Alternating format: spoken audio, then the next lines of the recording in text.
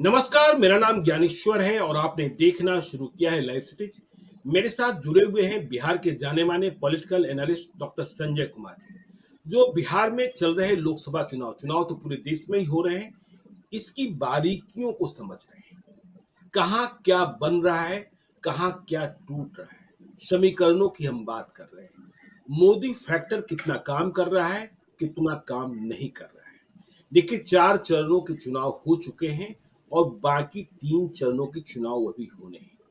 इस चुनाव में हमने कई चीजें देखी, जैसे मोदी का नाम थोड़ा कमजोर पड़ते दिखाई पड़ा, जाति हावी हो गई और कुशवाहा जाति ने, फिर से हम कह रहे हैं कुशवाहा जाति ने बिहार में जिस तरीके की वोटिंग ट्रेंड को पकड़ रखा है, वह सभी को परेशान किए हुए है।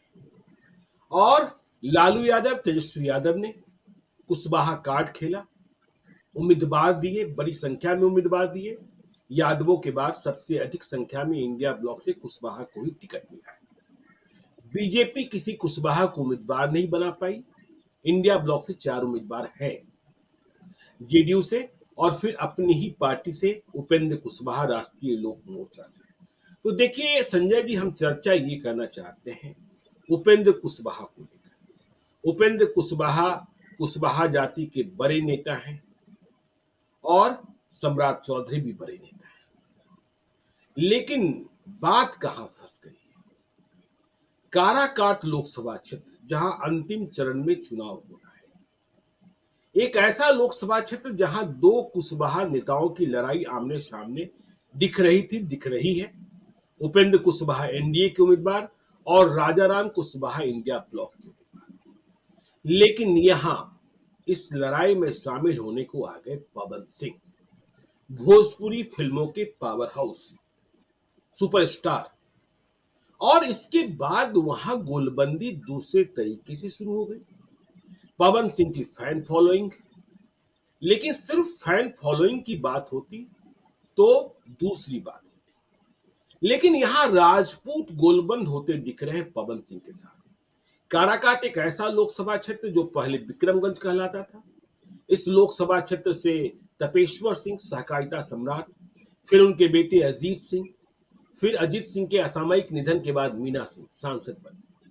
लेकिन 2009 में जब नया परिसीमन हुआ, तब से वहां कुशवाहा ही जीतते आ रहे हैं। राजपूतों को लगा पवन सिंह जैसे ही आए कि एक मौका मिला है। पवन सिंह कैसे आ गए, किसने भेज दिया, यह भी समझने की बात है और कई लोग कई तरीके की चर्चाएं कर रहे हैं। कई लोगों को अंदर की कहानियां, अंदर की साजिश भी दिखती है। लेकिन जब काराकाट की जमीन पर आप जाएंगे तो वहां जो सुनने को मिल रहा है वह सिर्फ काराकाट के लिए संकेतक नहीं है, वह बीजेपी के लिए खतरे की घंटी है। ऐसे ही कुशवाहा यहां किसी को वोट कर रहे हैं, वहां किसी को वोट कर रहे हैं, लेकिन कुशवाहा कह रहे हैं काराकाट, यदि राजपूतों ने उपेंद्र कुशवाहा को वोट नहीं दिया, पवन सिंह की ओर चले गए, तो हम कुशवाहा बैंड बजा देंगे। कहां बैंड बजा देंगे? आरा में आरके सिंह उम्मीदवार है, काम करने वाले सांसद माने जाते हैं। सुदामा प्रसाद से लड़ाई है माले की। और कहां बैंड बजा देंगे? बक्सर में, जहां 5 लोगों के बीच लड़ाई है, मिथिलेश तिवारी, सुधाकर सिंह, अनिल कुमार, ददन यादव, आनंद मिश्रा। तो कुशवाहा भड़के हुए। तो चर्चा आपसे यह करना चाहते हैं, आप सामाजिक अंतर्द्वंद को भी समझते हैं, राजनीतिक साजिश को भी समझते हैं। पवन सिंह आए कैसे, और कुशवाहा ने यदि यह समझ लिया कि राजपूत वोट नहीं देंगे, तो फिर इसका असर बीजेपी के लिए कैसे महसूस किया जाएगा? संजय जी। देखिए, मगध और शाहाबाद के इलाके को अगर आप देखेंगे और फिर उत्तर जी। बिहार के इलाके को देखेंगे, तो कहा जाता है कि लालू प्रसाद जी ने ए टू जेड की पार्टी बनाई या नहीं बनाई, लेकिन माई को बढ़ा करके माइक बना दिया। क मतलब कुशवाहा को जी। उसमें ऐड ऑन कर दिया। मुस्लिम जी यादव तो इनके साथ थे ही, कुशवाहा भी। और जी 8-8 हम्म कुशवाहा उम्मीदवारों पर इन्होंने दांव लगाई। 8 कुशवाहा जाति के हम्म, उम्मीदवारों को इन्होंने टिकट दी है महागठबंधन से।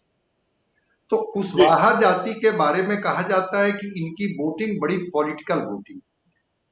तो हम्म सामाजिक समीकरण में आपको याद होगा कि जब नीतीश कुमार जी लालू प्रसाद से अलग हुए तो जी ओबीसी से एक बड़ा वर्ग लौ कुश, उसमें लौ भी थे और हम्म कुश भी थे, कुर्मी भी थे, कोयरी भी जी थे, उसको उन्होंने तोड़ हम्म दिया था।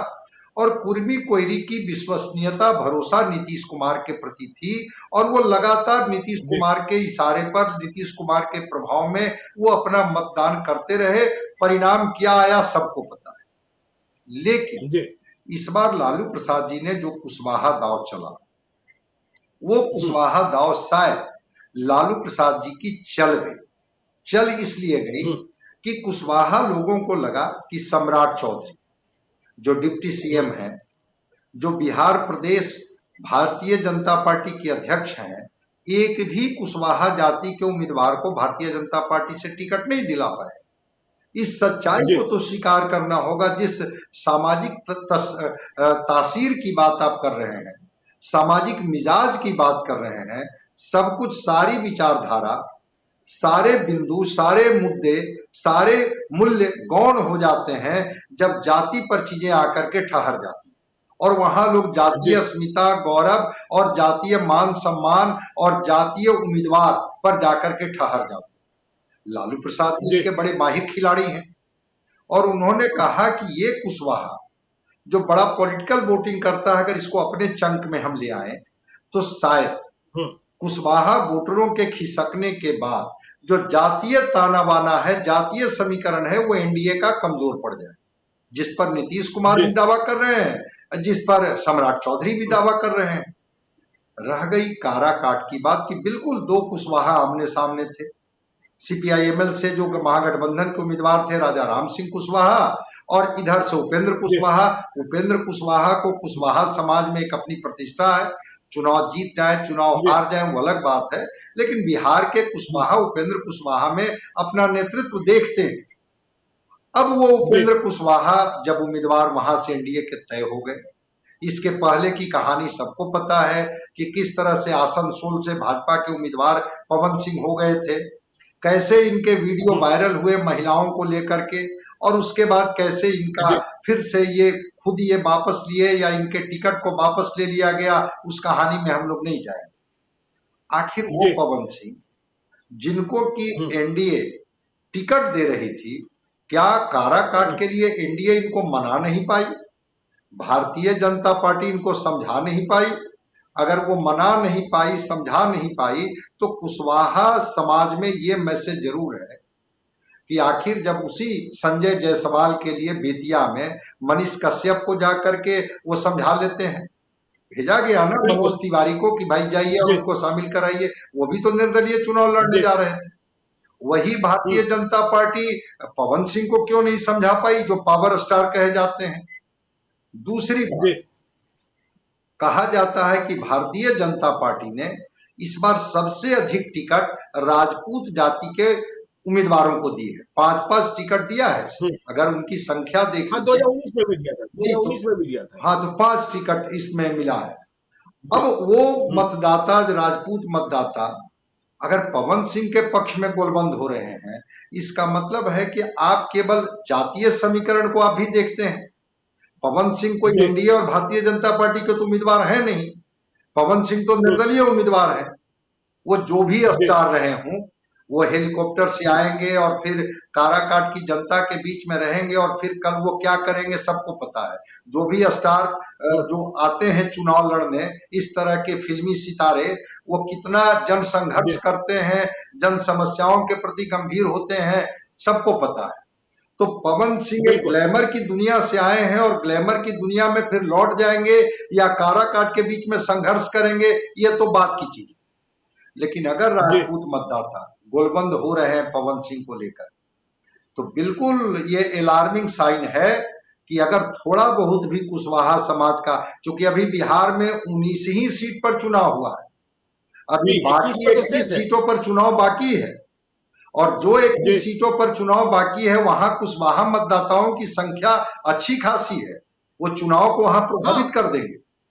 तो अगर जी पवन सिंह के पक्ष में राजपूत मतदाता गोलबंद होते हैं, और जो आपने कहा कि कुशवाहा समाज के लोग कह रहे हैं कि हम बैंड बजा देंगे, तो निश्चित रूप से हम नहीं समझते हैं कि कुशवाहा समाज का वोट एनडीए के पक्ष में गोलबंद होकर के पड़ेगा, बल्कि आरा तो काराकाट के बगल में ही है, पहले तो आरके सिंह ही जी प्रभावित हो जाएंगे, और उससे संबंधित बक्सर जो बगल में है, बक्सर में ये प्रभावित जी कर देंगे। वो सासाराम का इलाका जो पाटलिपुत्र में जी सासाराम का सासाराम इलाका जो कुशवाहा बहुल इलाका है, सासाराम में ये जी बैंड बजा देंगे। बैंड बजाने के लिए तो इनके पास अभी वो समीकरण ही बाकी है। तो देखना होगा पाटलिपुत्र कि क्या बीजेपी राजपूत मतदाताओं को समझा पाती है उपेंद्र कुशवाहा के पक्ष में, जी या नहीं समझा पाती। हम्म हम्म नहीं देखिए, एक सवाल यह भी पैदा हो रहा है, काराकाट में लोग पूछ रहे हैं, कुशवाहा जाति के लोग पूछ रहे हैं कि पवन सिंह यदि अपनी मर्जी से चुनाव लड़ने को आ गए हैं तो बीजेपी कार्रवाई क्यों नहीं कर रही है, अपनी पार्टी में क्यों उन्हें बनाए रखी है। हमने किसी बीजेपी के नेता से पूछा भी था यह सवाल, तो उन्होंने कहा कि देखिए अभी नामांकन उन्होंने भरा है, नामांकन वापसी की तारीख खत्म होने दीजिए। लेकिन काराकाट के लोग बेचैन हैं, उपेंद्र कुशवाहा के समर्थक बेचैन हैं, और वे कह रहे हैं ये सब बात नहीं। आपने सुमन महासेठ को निकाला झंझारपुर में, आपने जनार्दन सिंह सिग्रीवाल की जीत सुनिश्चित करने के लिए सच्चिदानंद राय को अपने साथ किया, रणधीर सिंह प्रभुनाथ सिंह के बेटे भी जेडीयू में जा रहे हैं, लेकिन उपेंद्र कुशवाहा को बचाने के लिए क्या आप कुछ भी नहीं करेंगे? यह बड़ा सवाल वहां। और देखिए जैसे ही आरके सिंह गए वहां उपेंद्र कुशवाहा के नामांकन में, आरके सिंह के लिए आरा में दूसरी परेशानी खड़ा हो गई। यहां राजपूत कह रहे हैं कि आप क्यों चले गए नामांकन में। तो ये पूरी स्थिति गदमट वाली स्थिति पैदा हो गई है संजय जी, यदि हम सामाजिक और जातीय द्वंद्व को समझते हैं तो। बिल्कुल बिल्कुल ठीक आपने कहा कि अगर वो जातीय द्वंद्व तो साफ साफ दिख रहा है ना। आप एक बार 3 स्टैंड कैसे ले सकते हैं? अगर बीजेपी वही बीजेपी जो दूसरे उम्मीदवारों के लिए, जो उन्हीं के जाति के उम्मीदवार या उनके विरोधी उम्मीदवार, उनको आप समझा लेते हैं। ठीक आपने उदाहरण दिया कि सच्चिदानंद राय को आपने कैसे समझा लिया, और जनार्दन सिंह सिग्रीवाल के खिलाफ रणधीर सिंह को कैसे समझा लिया। लेकिन यहां आप क्यों नहीं समझा पा रहे हैं, या नहीं समझा पा रहे हैं तो निकाल क्यों नहीं रहे हैं कि भाई हमारा पवन सिंह से अब कोई रिश्ता नहीं है। ठीक है, लोकतंत्र में चुनाव लड़ने की इजाजत है, कोई चुनाव लड़ सकता है, और वहां पर कोई ये नहीं कह सकता कि इस जाति का उम्मीदवार ही लड़ेगा, इस जाति का उम्मीदवार नहीं लड़ेगा। लेकिन भारतीय जनता पार्टी पवन सिंह से अगर अभी तक किनारा नहीं की है, तो ये सवाल तो है कि पवन सिंह से क्यों नहीं बीजेपी अपने को किनारा कर लेती है। बीजेपी क्यों नहीं कहती है कि अगर हमारे उम्मीदवार के खिलाफ में आप चुनाव लड़ते हैं तो चलिए आपको हमारी पार्टी से हम किनारे करते हैं, निकालते हैं, हटाते हैं। दूसरी बात कि जो आपने कहा, ये तो और भी जातीय प्रतिस्पर्धा की बात हो जाएगी ना, कि अगर आरके सिंह गए नॉमिनेशन में और इससे राजपूत मतदाताओं में नाराजगी देखी गई, तो क्या बिहार में कुशवाहा समाज के लोग किसी से कमजोर हैं क्या? अगर वो कुशवाहा समाज का एक प्रतिनिधि के तौर पर ही उपेंद्र कुशवाहा एनडीए के उम्मीदवार हैं काराकाट में, ठीक है, वापस में लड़के जीत जाए हार जाए अलग बात, वो कुशवाहा समाज वहां का तय करेगा कि उनके लिए सीपीआईएमएल के राजा राम सिंह कुशवाहा बेहतर करेंगे कि उपेंद्र कुशवाहा करेंगे। लेकिन उस कुशवाहा के वोट को तोड़ने के लिए या कुशवाहा के को कमजोर करने के लिए कोई और जाति का उम्मीदवार आएगा, तो आप जातीय कार्ड खेलेंगे तो क्या कुशवाहा समाज चुपचाप बैठा रहेगा? वो भी जातीय कार्ड खेलेगा। और मैं तो शुरू में ही कहा कि वो बड़ा ही पॉलिटिकल वोटिंग वो लोग करते हैं। तो एक नाराजगी है, कई लोगों ने उपेंद्र कुशवाहा से ही जब सीधे सीधे पवन सिंह को लेकर के सवाल किया तो वो भड़क गए। उन्होंने कहा कि मुझे नहीं पता है कि कौन पवन सिंह है और सामाजिक और राजनीतिक जीवन में उनका क्या योगदान है। मैं तो लोगों के बीच में रहता हूं और मुझे सारे समाज के लोगों का समर्थन प्राप्त है, सभी लोगों ने मुझे दिया है, और ये एनडीए को देखना है कि एनडीए के जो बड़े नेता हैं, बड़े कद्दावर नेता हैं, वो हमारे लिए क्या कर पाते हैं। तो एनडीए के नेताओं के लिए भी बड़ी चुनौती है, और खास करके राजपूत जाति के नेताओं के लिए, कि क्या वो जी काराकाट में राजपूत जाति के मतदाता को, जो ट्रेडिशनली माने जाते हैं कि वो एनडीए के वोटर है, जी इस सच्चाई को तो सब बिल्कुल लोग मानेंगे कि ट्रेडिशनली वो माने जाते हैं कि वो एनडीए के वोटर हैं, तो क्या वो जी एनडीए के को वोट दिलवा पाते हैं जिसके प्रतिनिधि, जिसके उम्मीदवार उपेंद्र कुशवाहा हैं, या वो पवन सिंह के नाम पर चुप हो जाते हैं, या वहां के राजपूत मतदाता इनकी बात नहीं मानते हैं? फिर जब बात ही नहीं मानेंगे तो किस बात के नेता आप हैं? फिर आप मत कहिए कि हम बिल्कुल अपनी जाति का प्रतिनिधित्व करते हैं, हम अपने जाति के नेता हैं। चूंकि टिकट तो बिहार में जाति के आधार पर ही मिलता है कि इस जाति का जी वोट इस पार्टी को मिलती है, इस गठबंधन को मिलता है, इसलिए इनकी हिस्सेदारी यहाँ ज्यादा दी जाती है। इस जाति का वोट यहाँ नहीं जी मिलता, इसलिए इनको हिस्सेदारी नहीं दी जाती है।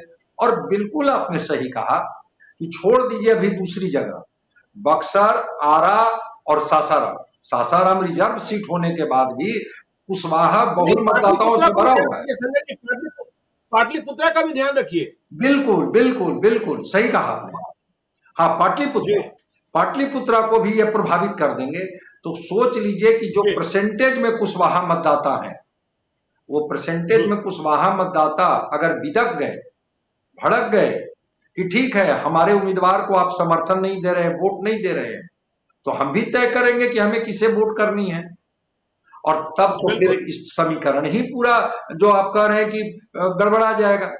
और इस जातीय द्वंद्व और सामाजिक जो एक समीकरण बनाते, लोग कहते हैं ना कि हमने जातीय गणित को साध लिया, जातीय अर्थमेटिक जी को हमने साध लिया, और वही जातीय अर्थमेटिक पर हमने केमिस्ट्री बना ली, और वो उस केमिस्ट्री ने हमें को परिणाम दे दिया। तो जब जातीय अर्थमेटिक ही आपके पास नहीं रहेगा, यादव आपके साथ है नहीं एनडीए के साथ, मुस्लिम आपके साथ एनडीए के साथ है नहीं, दलित में भी फ्रैक्चर्ड है, और एक ओबीसी का जी बड़ा वर्ग कुशवाहा, कुर्मी समाज के लोगों की संख्या उधर कहां है, बहुत कम है। तो कुशवाहा बिल्कुल ही तो, बिल्कुल अगर यादव समाज के बाद दूसरा ओबीसी का सबसे मजबूत वर्ग है तो वो है कुशवाहा।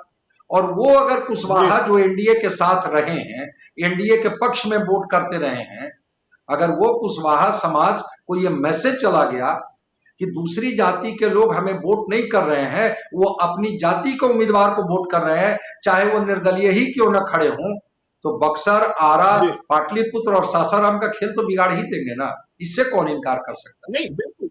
और देखिए ना, राजपूत जाति के नेताओं की बात करेंगे तो बीजेपी के पास आपने ठीक ही कहा 5 सांसद, लेकिन आप राष्ट्रीय फलक से देखें, प्रदेश के फलक तक, योगी आदित्यनाथ, राजनाथ सिंह, राधा मोहन सिंह, राजीव प्रताप रूडी, आर के सिंह, जनार्दन सिंह सिग्रीवाल, तमाम तो इनके ही पास है।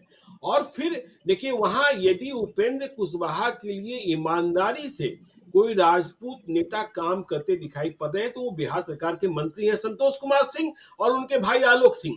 बाकी राजपूत नेताओं ने उन्हें कहां छोड़ रखा है उपेंद्र कुशवाहा को?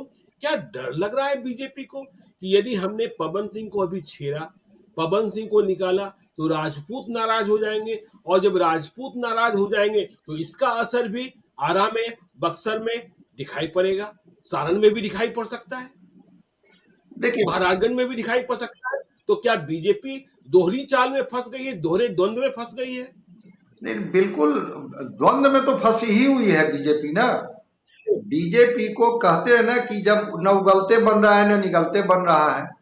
अब पवन जी सिंह को न ये निकाल पा रहे हैं, न पवन सिंह के खिलाफ अपने स्टार प्रचारकों को भेज पा रहे हैं, तो जी कहीं ना कहीं इनको लग रहा है कि कहीं इस समाज के लोग हमारे ही खिलाफ न खड़े हो जाए। लेकिन निर्णय तो बिल्कुल लेना पड़ेगा। राजनीति में द्वंद्व में चीजें नहीं तय होती है, आपको निर्णय लेना होगा। जी उपेंद्र कुशवाहा एनडीए जी के उम्मीदवार तो हैं, उपेंद्र कुशवाहा किसी जाति के उम्मीदवार नहीं है, उपेंद्र कुशवाहा एनडीए के उम्मीदवार। एनडीए के। तो जब एनडीए के जी उम्मीदवार हैं तो एनडीए के नेताओं को तो जाकर के समझाना होगा।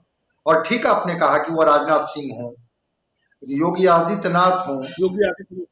ऐसे लोगों को आपको तो भेजना पड़ेगा, और भेज करके बिल्कुल राजपूत मतदाताओं को समझाना होगा कि ठीक है पवन सिंह को कहीं ना कहीं एकोमोडेट हम करेंगे। भारतीय जनता पार्टी अगर उनको नहीं निकाल रही है तो कहीं ना कहीं उनको एकोमोडेट करेगी, लेकिन हमारे जी उम्मीदवार तो यहाँ पर उपेंद्र कुशवाहा है। उपेंद्र कुशवाहा की जीत हमारी जीत है, उपेंद्र कुशवाहा की हार हमारी हार है। और अभी ही बिल्कुल 19 जो सीटों पर चुनाव हुआ है वहीं पर एनडीए फंसी हुई है। आपने ही कई बार कहा जी। है कि महागठबंधन के पास खोने के लिए क्या है।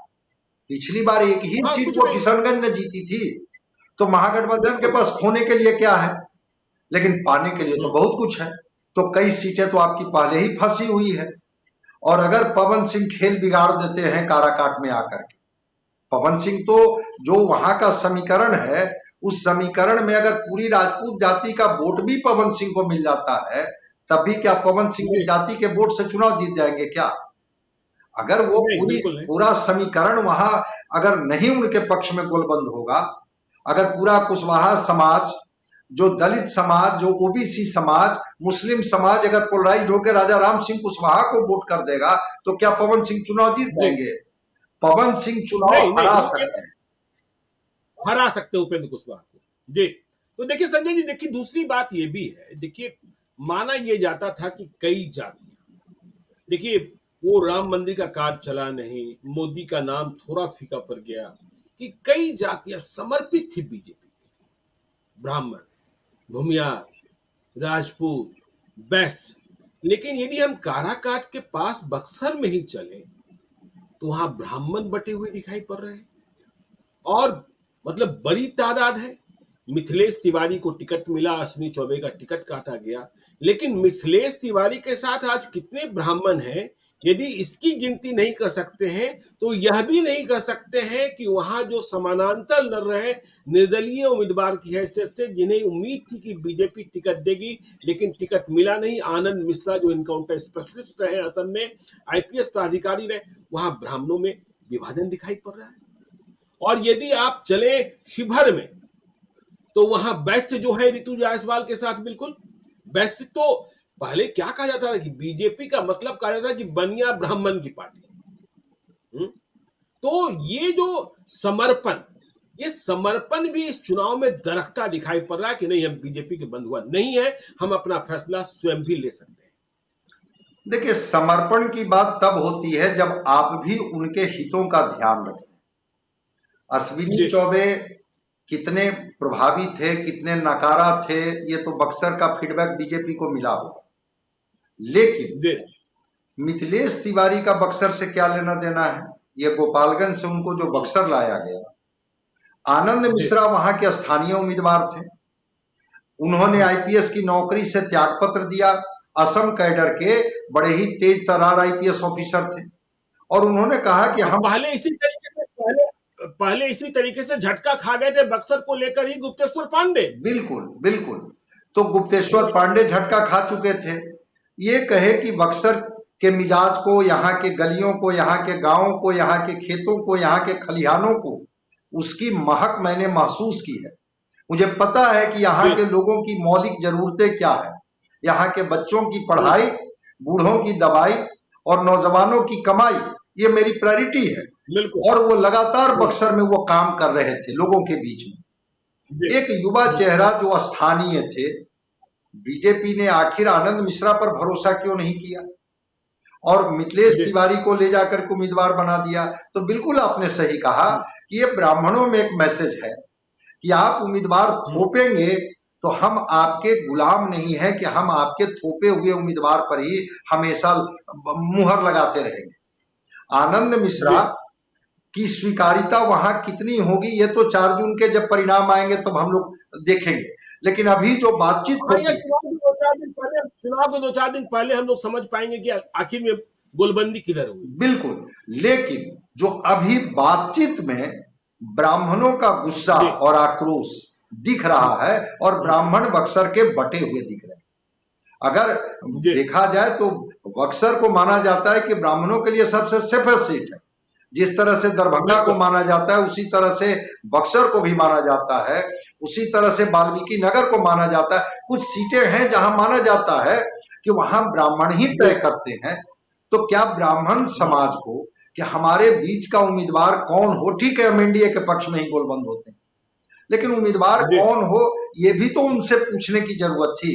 बीजेपी से इस बात को लेकर के नाराजगी है कि क्या ये ब्राह्मण उम्मीदवार जो आपने दिया है, हम आपके उम्मीदवार दे देने भर से आपके पक्ष में हो जाएंगे। या हमारे लिए प्रायोरिटी होगी कि चलो एक ब्राह्मण और है तो हम सोचेंगे कि आनंद मिश्रा या मिथिलेश तिवारी कौन? ठीक है, ददन पहलवान भी है, महागठबंधन की तरफ से सुधाकर सिंह भी हैं, अनिल कुमार भी हैं। अगर ये लड़ाई त्रिकोणीय चतुष्कोणीय बन गया तो फिर परिणाम कुछ और भी हो सकता है, और हो सकता है कि एनडीए को वहां पर नाको चना चबाना पड़े, कड़ी टक्कर में एनडीए को आना पड़े। और इधर से ये कुशवाहा वाली बात तो जा ही रही है कि पवन सिंह जिस तरह से आकर के और काराकाट में एक कोण बनाए हुए हैं, उसके जो आग की जो लपट है उसकी ये चिंगारी तो वहां तक पहुंचेगी ही, बक्सर तक। अगर पवन सिंह को ये लोग समझाने में कामयाब नहीं हुए, अगर राजपूत मतदाताओं को समझाने में कामयाब नहीं हुए, और जो आपने कहा शिवहर की बात, देखिए वहां एक नारा चल रहा है कुल और फूल की। फूल मतलब कमल और कुल माने अपनी जाति। उन्होंने कहा कि आपने शिवहर में हमको टिकट नहीं दिया, सीतामढ़ी में टिकट नहीं दिया, मोतिहारी हमारा जो सीट हुआ करता था वहां हमको टिकट आपने नहीं दिया, केवल एक बेतिया में संजय जायसवाल को आपने दिया। तो जब कई जगह से हमको आप किनारे करेंगे तो ठीक है, हमारी पार्टी है, लेकिन क्या हमें जहां पर हमारी ताकत है, जहां हम जीतते रहे हैं, जहां हमारे सिटिंग सांसद है, आपने किस राजपूत जाति के सांसद को देखा कि उनका टिकट कट गया इस बार बीजेपी के द्वारा? लेकिन वैश्य के तो जो सिटिंग सांसद थे, चाहे वो सुनील कुमार पिंटू हो या रमा देवी हो, ये दोनों का टिकट काट दिया गया। उनके बदले में कोई एकोमोडेशन भी नहीं मिला कि चलो अगर इन दोनों का टिकट काट दिया गया तो वैश्य समाज से इनको टिकट दे दिया गया। तो वैश्य में भी एक गुस्सा है। अब वो कुल और फूल वाली बात वहां आ गई तो ठीक आप कह रहे हैं कि वो जो ट्रेडिशनल वोटर थे बीजेपी के, जो लगातार आंख मूंद करके मानते थे लोग कि वैश्य समाज का वोट अगर जब भी मिलेगा तो वो मिलेगा बीजेपी, ये दरकता हुआ दिख रहा है। और ये जो दरार है, ये दरार साफ साफ दिखाई पड़ रही है। अब जब पुल पर बात होगी तो वहां तो फूल जो है वो थोड़ा कमजोर दिखेगा ही ना, और बीजेपी उसको साध नहीं पा रही है। और मोदी जी का प्रभाव के बारे में मैं कह रहा हूं, 10 साल में जो इनकी बातें थी, ठीक है वेलफेयर स्कीम्स पहुंचे हैं परकोलेट होकर के, लेकिन मोदी जी से लोगों की अपेक्षाएं और भी थी। चूंकि महंगाई, बेरोजगारी, बिहार की बेहतरी, बिहार का इंडस्ट्रियलाइजेशन, उन जिलों में जहां पर मोदी जी ने भरोसा देकर के आए थे कि हम इसको बेहतर बनाएंगे, वो भरोसा कहीं ना कहीं कमजोर पड़ा है। और स्थानीय जो एमपी रहे हैं वो तो किनारे ही कर लेते हैं, उनको तो लगता है कि हम आएंगे मोदी जी के नाम पर चुनाव जीत के चले जाएंगे। तो केवल मोदी जी के नाम पर ही बीजेपी चुनाव जीत जाएगी सारी सीटों पर, मुझे इस बार ऐसा नहीं लगता है। चूंकि नई पीढ़ी और युवा पीढ़ी वो थोड़ा अपने सपनों को लेकर के और अपनी आकांक्षाओं को लेकर के गंभीर है, और वहां पर सुनने के लिए भीड़ हो सकती है। वोट बड़ा वो कैलकुलेटिव दे रहा है, बड़ा सोच समझ के दे रहा है। तो ठीक आपने कहा कि वैश्य मतदाता और ब्राह्मण मतदाता जो माना जाता था कि आंख मूंद करके बीजेपी को वोट करते हैं, उनके बीच में भी दरार साफ दिख रही है, चाहे उम्मीदवारी को लेकर भी टेस्ट होगा, महाराजगंज में टेस्ट होना है, वैशाली में टेस्ट होना है, भागलपुर का हिसाब हम लोग जान चुके हैं। जीत हार अलग चीज है, लेकिन दरक तो है ना।